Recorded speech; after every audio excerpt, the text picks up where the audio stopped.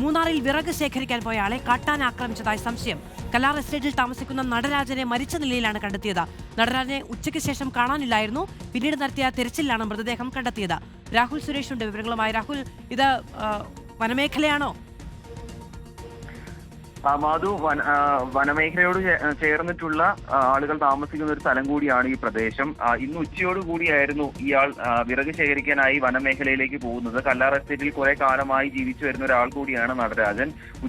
ഉച്ചയോടുകൂടിയാണ് നടരാജൻ വിറക് ശേഖരിക്കാൻ വേണ്ടി കാട്ടിലേക്ക് പോകുന്നത്. പക്ഷേ അതിനുശേഷം തിരികെ എത്താതെ വന്നതോടെയാണ് നാട്ടുകാരും ബന്ധുക്കളും അടക്കമുള്ള ആളുകൾ പരിശോധന നടത്തിയത്. അപ്പോഴാണ് മരിച്ച നിലയിൽ ഇയാളുടെ മൃതദേഹം കണ്ടെത്തുന്നത്. ശരീരത്തിലുള്ള മുറിപ്പാടുകളുടെ അടിസ്ഥാനത്തിലാണ് കാട്ടാന ആക്രമിച്ചു എന്ന ഒരു നിഗമനത്തിലേക്ക് എത്തിയിരിക്കുന്നത്. പ്രദേശവാസികൾ പറയുന്നത് ഇതേ പ്രദേശത്ത് 2 കാട്ടാനകൾ അടുത്ത ദിവസം എത്തിയിരുന്നു എന്നുള്ളതാണ് പറയുന്നത്.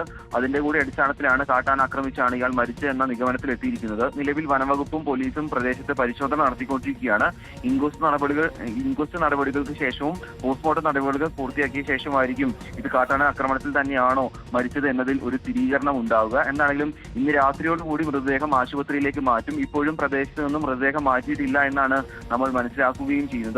നേരത്തെയും പ്രദേശത്ത് കാട്ടാനയുടെ ആക്രമണം ഉണ്ടാവുകയും കാട്ടാനയുടെ ആക്രമണങ്ങൾ തുടർക്കഥയാവുന്ന ഒരു പ്രദേശം കൂടിയാണ്. എന്താണെങ്കിലും നാളെ ജനങ്ങളുടെ ഭാഗത്തുനിന്നും വലിയ രീതിയിലുള്ള പ്രതിഷേധം ഉണ്ടാകാനും സാധ്യതയുണ്ട്. ഇന്ന് രാത്രിയോടുകൂടി ഇയാൾ മരിച്ചത് കാട്ടാനയുടെ ആക്രമണത്തിലാണോ അതോ മറ്റേതെങ്കിലും രീതിയിലാണോ എന്നതിൽ ഒരു വ്യക്തത വരും. മാധു.